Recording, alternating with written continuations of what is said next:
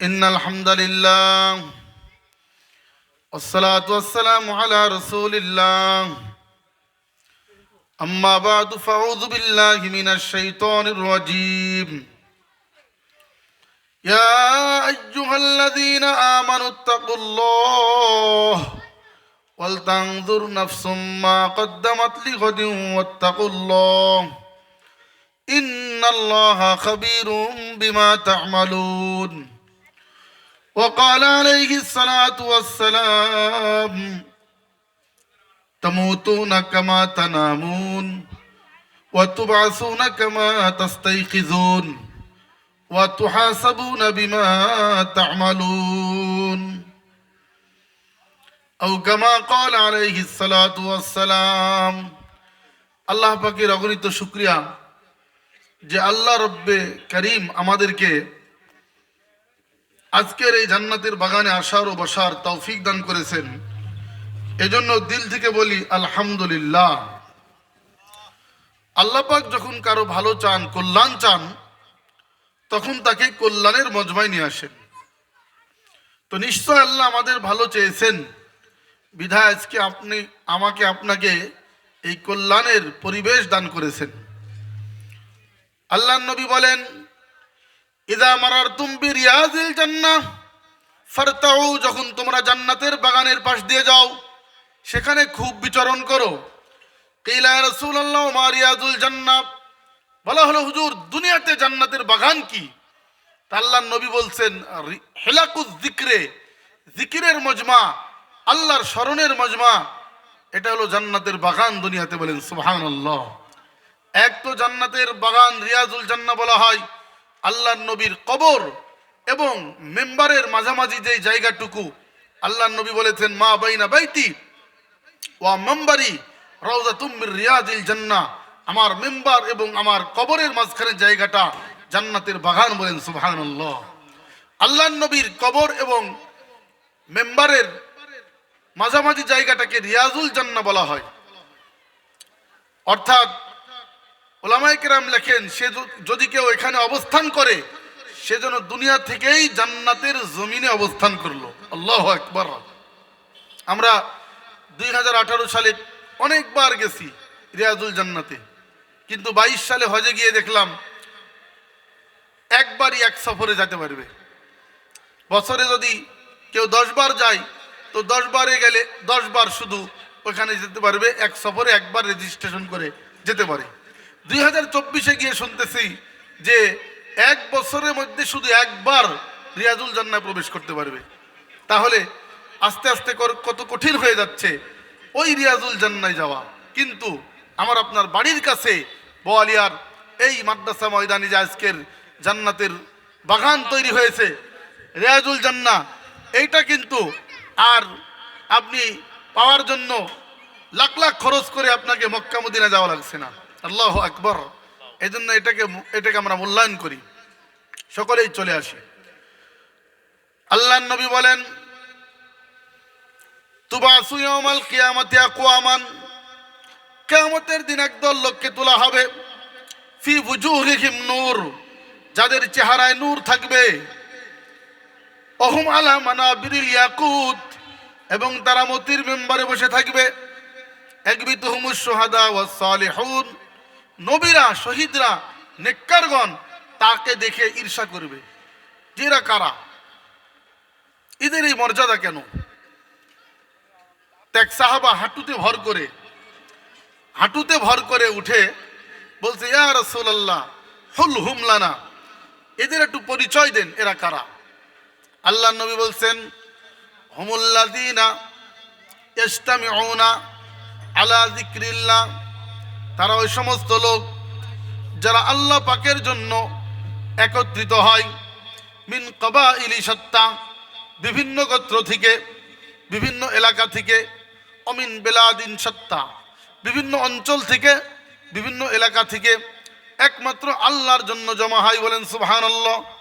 এই সমস্ত লোকদেরকে আল্লাহ পাক মতির মেম্বারে কিয়ামতের দিনে নূরের মেম্বারে চেহারায় নূর রেখে তাদের ঝলকিত চেহারা হবে আর মতির মেম্বারে থাকবে তারা। সুবহানাল্লাহ। এই আজর আর সওয়াব যারা ঘুরে বেড়াচ্ছেন, তারা কিন্তু পাবেন না, তারাই আজর আর সওয়াব পাবেন না। এই জন্য মেরে দোস্ত, আসেন অল্প সময়ের জন্য, আজকের জন্যই তো এই বাগান, কাল তো আর পাবেন না। এই জন্য আমরা চলে আসি। আল্লাহ পাক আমাদের তৌফিক দান করেন। আল্লাহর নবী সাল্লাল্লাহু আলাইহি ওয়াসাল্লাম বলেন, নিমাতানে মাকবুনুন ফিহিমা কাসীরুম মিনান নাস। মানুষ দুটি নিয়ামতের মধ্যে ধোঁকায় পড়ে আছে। কয়টা নিয়ামতের মধ্যে বলেন? দুইটা নিয়ামতের মধ্যে মানুষ ধোঁকায় পড়ে আছে। দুটি নিয়ামতের ক্ষেত্রে মানুষ ধোঁকায় পড়ে আছে। এর মধ্যে এক নম্বর হলো আসিহাতু, সুস্থতা, অল ফারাগ, এবং অবসরতা। সুস্থতার নিয়ামতে মানুষ ধোঁকায় পড়ে আছে। আরেকটা হলো অবসরতার নিয়ামতে। অবসর থাকলে গুনাহ করা যায়, নেকির কামও করা যায়। আবার সুস্থ থাকলে গুনাহ করা যায়, নেকির কামও করা যায়। চোর যদি অসুস্থ হয়ে যায়, মনে করেন চোরের দাস্ত শুরু হয়ে গেছে, পাতলা পায়খানা, সেই চোর কখনোই চুরি করতে যাবে না ওই দিন, সে স্যালাইন খাওয়ানি ব্যস্ত থাকবে। আবার ব্যস্ততা থাকলে হঠাৎ করে বিবির ঠ্যাং ভেঙে গেছে, ছেলের হাত ভেঙে গেছে, ওই দিন কিন্তু চোর চুরিতে থাকবে না, সে ওই দিন ব্যস্ত থাকবে হাসপাতালে। এই জন্য নবীজি বলেছেন দুটি নিয়ামতে মানুষ ধোঁকায় পড়ে আছে। এক নম্বর সুস্থতা, আর একটা হলো অবসরতা। অবসর টাইমকে মানুষ গুনাহের মধ্যে কাটায়, আর সুস্থতাকে মানুষ গুনাহের মধ্যে কাটায়। এই জন্য এই সুস্থতা, এই অবসরতাকে আমরা আল্লাহর গুলামের মধ্যে কাটানোর জন্য আমরা যদি হিম্মত করি তো আল্লাহ সহজ করে দিবেন। আল্লাহর নবী বলেন, ইগতানিম খামসান ক্বাবলা খামসিন। তুমি পাঁচটা জিনিসকে মূল্যায়ন করো, পাঁচটা জিনিস আসার আগে আগে। এক নম্বর হায়াতাকা ক্বাবলা মৌতিক। তোমার জীবনকে মূল্যায়ন করো মৌতের আগে, কারণ মৌত হয়ে গেলে এই জীবনের কোনো দাম নাই। মরণের পরে কোনো ইবাদতের চান্স আর থাকবে না। একজন আল্লাহর ওলি কবরের পাশ দিয়ে যাচ্ছেন, হঠাৎ করে কবরের মধ্যে তেলাওয়াতের আওয়াজ শুনছেন। ওনাদের নেটওয়ার্ক তো ভালো ছিল, মোবাইলের নেটওয়ার্কের থেকেও ওলিদের নেটওয়ার্ক, তাদের অন্তরের নেটওয়ার্ক বড় মজবুত। ওখানে থমকে দাঁড়ায় বলতেছেন সুবহানাল্লাহ, কোরআন তেলাওয়াত করছে কবরের মধ্যে, আল্লাহু আকবার। ভিতর থেকে কবরের ওই মুর্দা জবাব দিচ্ছেন, হে আল্লাহর ওলি, তুমি যে সুবহানাল্লাহ বললা, এই সুবহানাল্লাহর নেকিটা আমাকে দিয়ে দাও, আমি আমার কোরআন তেলাওয়াতের নেকি তোমারে দিয়ে দিব। আল্লাহু আকবার। আল্লাহর ওলি বলছেন, কেন হে, তুমি তোমার কবরের এত বছরের তেলাওয়াতের নেকি আমাকে দিতে তৈয়ার হয়ে যাচ্ছ, আর আমার সুবহানাল্লাহর নেকির মধ্যে কি পেয়েছো? আল্লাহর ওলি জবাব দিচ্ছেন, তুমি যে হায়াতের মধ্যে বেঁচে আছো, এই হায়াতে থাকার কারণে তোমার এক সুবহানাল্লাহ জান্নাতের মধ্যে একটা গাছ নির্মাণ হয়ে গেছে। সুবহানাল্লাহ। কিন্তু আমি যে এই গরুস্থানে ঘুমায় গেছি, আমার এই ইবাদতের কোনো দাম নাই, তবে আমার অন্তরের জ্বালা মিটানোর জন্য আমি রবের কাছে অনুমতি নিয়েছি যেন আমি কোরআন পড়ে আমার সময়টা পার করি। এই জন্য আমি তেলাওয়াত করতেছি। আসলে এতে কোনো নেকি নাই। আর তোমার প্রত্যেক সুবহানাল্লাহ, প্রত্যেকটা তেলাওয়াতে অক্ষরে অক্ষরে তুমি নেকি পাবা। আমি সেই নেকি অর্জন করতে পারছি না, কারণ আমার হায়াত শেষ। এই জন্য নবী বলছেন, হায়াতাকা ক্বাবলা মৌতিক, তোমার জীবনকে মূল্যায়ন করো মৌতের আগে। দুই নম্বর, ওয়া শাবাবাকা ক্বাবলা হারামিক, বৃদ্ধ হওয়ার আগে যৌবনকে মূল্যায়ন করো। যৌবনকে বৃদ্ধ হওয়ার আগে মূল্যায়ন করতে হবে, কারণ এই যৌবন আল্লাহর কাছে প্রিয়। ওরে ভাই, দুনিয়াতে মানুষের কাছে যৌবন প্রিয় হয়, যার কারণে যৌবনকালে চাকরি হয়, একটা নির্ধারিত সময় থাকে। সরকারি চাকরি আগে ছিল 30, বর্তমানে 32। এইভাবে যৌবনকে মূল্যায়ন করা হয়। সেনাবাহিনীর চাকরির মধ্যে যৌবন যখন নাকি ঢলন পড়ে, তখনই তাকে বাতিল করে দেওয়া হয়। যৌবনের মূল্যায়ন দুনিয়াতেও যেমন সরকারের কাছে, আহকামুল হাকিমিন রব্বে কারিমের কাছেও যৌবনের মূল্যায়ন আছে। আল্লাহু আকবার। এই জন্য আল্লাহ পাক আরশের নিচে 7 জনকে ছায়া দিবেন, তার মধ্যে ওই যুবক যে তার যৌবন ইবাদতে কাটাইছে। সুবহানাল্লাহ।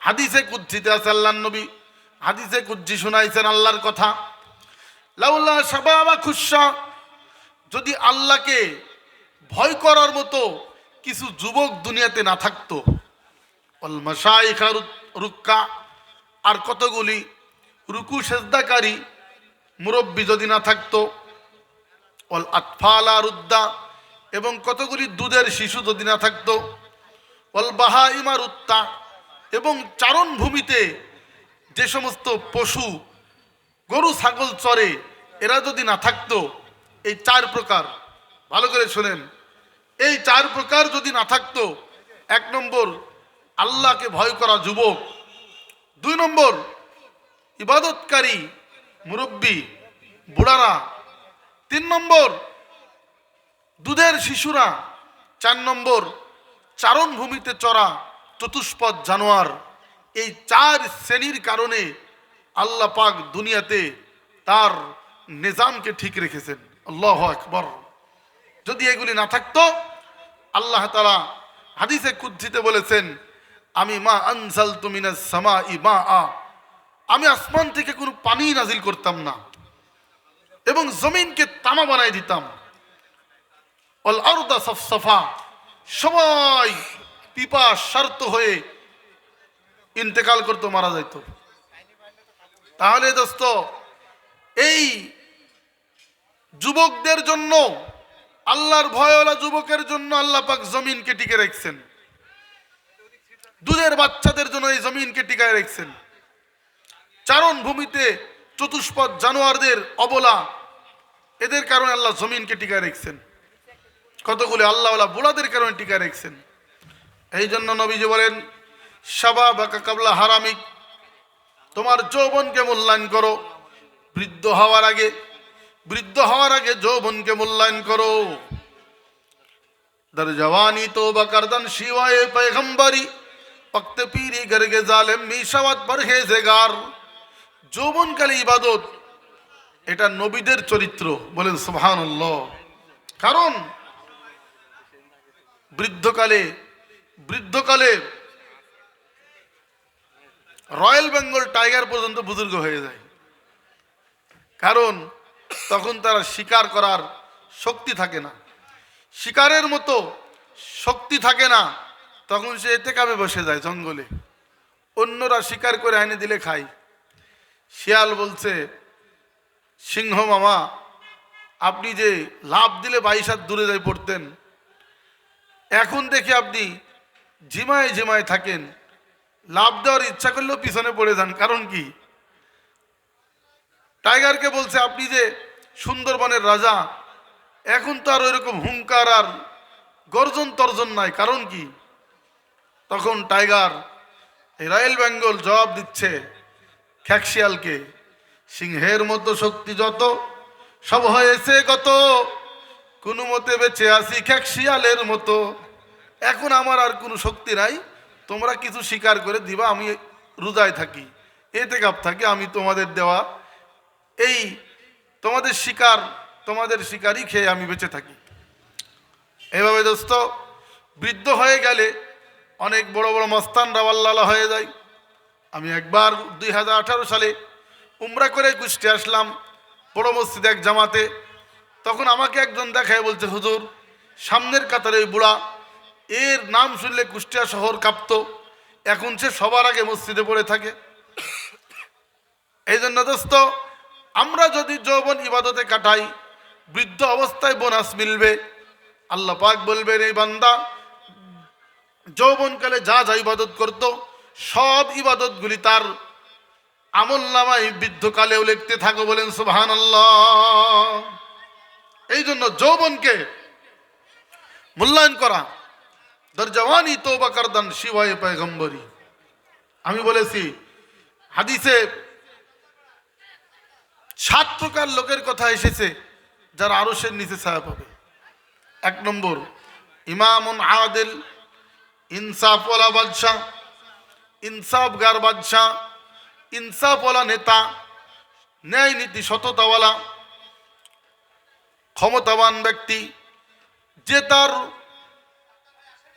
ইনসাফের সাথে তার এরিয়ার মধ্যে যতটুকু ক্ষমতার মালিক, যতটুকু নেতৃত্বের মালিক, সে যতটুকু এরিয়া তার ইনসাফ এবং ন্যায় নীতি সততা কায়েম করেছে, এরকম মেম্বার, চেয়ারম্যান, এরকম মন্ত্রী, মিনিস্টার, এরকম বাদশাহ, এরকম খলিফা, এরকম নেতা যে হবে, আল্লাহ পাক তাকে আরো সে নিচে ছায়া দান করবে, বলেন সুবহানাল্লাহ। 1 নম্বর। আর 2 নম্বর হলো শাবুন নাশা ফি ইবাদাতিল্লাহ, যে যুবক যৌবনকাল ইবাদতে কাটাইছে তাকে আল্লাহ আরো সে নিচে ছায়া দিবেন। এটা হলো 2 নম্বর। আর 3 নম্বর হলো রাজুলুন কলবুহু মুআল্লাকুন বিল মাসাজিদ, যার অন্তর মসজিদে লটকানো, মসজিদের সাথে দিল সব সময় ঝুলানো, কখন আজান হবে, কখন এরকম মুয়াজ্জিন ডাক দিবে, এই জন্য কান খাড়া থাকে, যে যখন আজান হবে আমি তখনই মাঠের থেকে, দোকান থেকে, ব্যবসা থেকে, বিজনেস থেকে আমি ক্লোজ হয়ে আমি আল্লাহর ঘরে সাড়া দিব, বলেন আল্লাহু আকবার। এই ব্যক্তি আরশের নিচে মেহমান হবে। এই জন্য দোস্ত 3 নম্বর গুণ অর্জন করতে হবে, রাজুলুন কলবুহু মুআল্লাকুন বিল মাসাজিদ, যার অন্তর মসজিদে লটকানো, মসজিদে যার দিল সব সময় থাকে। এরপরে 4 নম্বর হলো রাজুলানে তাহাব্বা ফিল্লাহ ইজতামা আলাইহি তাফাররাকা আলাইহি, যে আল্লাহর মহব্বতে একত্রিত হয়, আল্লাহর জন্য একত্রিত হয়, আবার আল্লাহর জন্য বিচ্ছেদ হয়ে যায়। এই যে দেখেন টুঙ্গির জোড়ের ময়দানে, ইজতেমার ময়দানে, তারপরে চরমনার ময়দানে, আবার আজকে এখানে বিভিন্ন জায়গা থেকে আসবে, বলেন কার জন্য? আল্লাহর জন্য। আবার চলে যাবে আল্লাহর জন্য, আবার বিচ্ছেদ হয়ে চলে যাবে। কোনো প্রকার দুনিয়াবি উদ্দেশ্য নাই যে আমরা এখানে দুনিয়াবি কোনো ফায়দা লুটতে এসেছি, এমনটা না। তেমনিভাবে দিনই যে কোনো মজমায় মানুষ আল্লাহর জন্য জমা হয়, আল্লাহর জন্য বিচ্ছেদ হয়ে যায়, এমন ব্যক্তিদেরকে আল্লাহ পাক আরশের নিচে মেহমান বানাবেন, বলেন সুবহানাল্লাহ। 4 নম্বর। আর 5 নম্বর হলো রাজুলুন দাতহু ইমরাতু যাতু মানসাবিন ওয়া জামাল ফাকালা ইন্নী আখাফুল্লাহ, কোন যুবককে সুন্দরী নারী অথবা সুন্দরী নারীকে কোন সুন্দর যুবক ডেকেছে অন্যায়ের দিকে, অথবা সে জবাব দিয়েছেন ইন্নী আখাফুল্লাহ, আমি আমার রবকে ভয় করি। এতটুকু বলছে যে আমি আল্লাহকে ভয় করি, তোমাকে আমি তোমার প্রস্তাবে গ্রহণ করতে তৈরি না, আমি আমার রব্বে কারিমকে ভয় করি। এই এতটুকু অন্তরে ভয় নিয়ে যে যুবক বা যুবতী কোনো হারাম প্রস্তাবকে ডিনাই করে দিবে, আল্লাহ পাক তাকে আরশের নিচে মেহমান বানাবে, সুবহানাল্লাহ। 5 নম্বর রাজুলুন যাকারাল্লাহ খালিয়ান ফাফাযাত আইনাহু, যে ব্যক্তি গোপনে আল্লাহকে স্মরণ করে গভীর রজনীতে একাকিত্বে চোখের পানি ফেলেছে, আল্লাহ পাক তাকে আরশের নিচে ছায়া দিবেন। 7 নম্বর রাজুলুন তাসাদ্দাকা বিসাদাকাতিন ফাখফাহা, গোপনে দান করেছে যা কেউ দেখে নাই, হাত্তা লা তা'লামা শিমালুহু মা তুনফিকু ইয়ামিনুহু, ডান হাত কি দিয়েছে বাম হাত টের পায় নাই, আল্লাহু আকবার। এইরকম ব্যক্তিকেও আল্লাহ পাক আরশের নিচে ছায়া দান করবেন। এই 7 প্রকার লোককে ছায়া দিবেন, তার মধ্যে যুবক আছে। এই জন্য নবী বলছেন শাবাবাকা কাবলা হারামিক, তোমার যৌবনকে মূল্যায়ন করো বৃদ্ধ হওয়ার আগে আগে। 3 নম্বর ওয়ালিসিহাতিকা কাবলা মারাদিক, তোমার সুস্থতার মূল্যায়ন করো অসুস্থ হওয়ার আগে। অসুস্থ হওয়ার আগে সুস্থতাকে মূল্যায়ন করো, কারণ অনেকেই অসুস্থ হয়ে গেলে মন চায় মসজিদে যাইতে পারে না, মন চায় রোজা রাখতে পারে না, মন চাচ্ছে আজকে এই প্যান্ডেলে ওয়াজ শুনতে, কিন্তু বিছানায় কাতরাচ্ছে। কি বলেন ঠিক কিনা? অসুস্থ হলে পারবে না। এই জন্য নবী বলছেন ওয়ালিসিহাতিকা কাবলা মারাদিক, তুমি সুস্থ অবস্থায় অসুস্থ হওয়ার আগে নিজের সুস্থতাকে মূল্যায়ন করো। 4 নম্বর ওলি গিনাকা কাবলা ফাকারিক, গরিব হওয়ার আগে তোমার সচ্ছলতাকে মূল্যায়ন করো। এক সময় হতে পারে যে তোমার এখন অনেক মাল আছে, এক সময় তোমার কোনো সম্পদ থাকবে না, তখন ইচ্ছা করলেও তুমি জাকাত দিতে পারবে না, ইচ্ছা করলেও এই ধরনের মাদ্রাসায় দান করতে পারবে না, ইচ্ছা করলেও হজ করতে পারবে না। এই জন্য আল্লাহর নবী বলেন, যখন তোমার সম্পদ আছে এই সম্পদকে মূল্যায়ন করো, কারণ এই সম্পদ এখন আছে আবার কখন চলে যায় তুমি জানো না। কারণ আল মালু, সম্পদকে বলা হয়েছে যে গাদিন রাহিন, এটা সকালে আসে বিকালে চলে যায়। বাংলায় প্রবাদ আছে, নদীরে কুল ভাঙ্গে ও কুল গড়ে, এই তো নদীর খেলা, সকালবেলায় আমির রে তুই ফকির সন্ধ্যাবেলা। সকালে তুমি আমির মানে ধনী, ফকির হতে পারো সন্ধ্যাবেলায়। এই জন্য দোস্ত, 4 নম্বর নবীজি বলছেন ওলি গিনাকা কাবলা ফাকারিক, সচ্ছলতাকে মূল্যায়ন করো। অসচ্ছলতা আসার আগে আগে সচ্ছল টাইমকে মূল্যায়ন করো। 5 নম্বর নবীজি বলেন, 5 নম্বর হলো ওয়ালি ফারাগিকা কাবলা শুগুলিক, ব্যস্ত হওয়ার আগে ফ্রি টাইমকে মূল্যায়ন করো। ইজি টাইমকে বিজি হওয়ার আগে মূল্যায়ন করো। কারণ এক সময় তোমার অনেক কিছু মন চাবে, কিন্তু তুমি সময় দিতে পারবে না। সময় তোমার কাছে অনেক অনেক সময় দামের হয়ে যাবে, তোমার কাছে মূল্যায়ন হয়ে যাবে সময়ের বেশি। তখন তুমি এক চুল সময় দিনের জন্য বের করতে পারবে না। তোমার দুনিয়াবি কামাইয়ের মধ্যে, ব্যস্ততার মধ্যে এত বেশি সময়ের প্রয়োজন হবে, দিনই কাজে তোমার কোনো সময় থাকবে না। এই জন্য নবীজি বলছেন যে যখন তুমি ফ্রি টাইম থাকো এটাকে মূল্যায়ন করো, মূল্যায়ন করো ব্যস্ত হওয়ার আগে। হাদিসে কুদসিতে আছে, আল্লাহ পাক বলেছেন, ইবনে আদম, হে বনি আদম, তাফাররাগ লিইবাদাতি, আমার ইবাদতের জন্য তুমি সময়কে ফারেক করো। আমলাউ সাদরাকা গিনা, আমি তোমার সিনাকে ধনী করে দিব। বলে সুবহানাল্লাহ। ওয়াসুদ্দ ফাকরাক, অভাব দূর করে দিব। ওয়াইন লাম তাফআল, আর যদি না করো, আমার গোলামির জন্য সময় নাই, তোমার সব কিছুর সময় আছে, তাহলে আমি মালাতু ইয়াদাইকা শুগলা, তোমার হাতে ব্যস্ততায় ভরে দিব। শুধু ব্যস্ত ব্যস্ত ব্যস্ত থাকবা দুনিয়াবি কাজে, কিন্তু এত ব্যস্ত থেকেও ওয়ালাম আসুদ্দা ফাকরাক, তোমার অভাব দূর হবে না। নাউযুবিল্লাহ, আল ইয়াযু বিল্লাহ। এজন্য হাদিসে কুদসিতে আরো আছে, ইবনে আদম, হে বনি আদম, খালাকতুকা লিল ইবাদা ফালা তালআব, আমি তোমাকে ইবাদতের জন্য বানাইছি, খেলাধুলা করে জীবন কাটায়ও না, খেল তামাশার জন্য তোমাকে পাঠাই নাই। ওয়া আজমানতু লাকা রিজকাক ফালা তাতআব, এবং তোমার রিজিকের দায়িত্ব আমি নিয়ে নিয়েছি, সুতরাং নিজেকে ক্লান্ত বানায়ও না। তোমার রিজিকের দায়িত্ব আমি আল্লাহর, শুধু রিজিকের পিছনে নিজেকে শেষ করে দিও না, কামাইয়ের পিছনে গাধার মতো নিজেকে ধ্বংস করে দিও না, কারণ তোমার রিজিকের দায়িত্ব আমি রব্বে কারীম।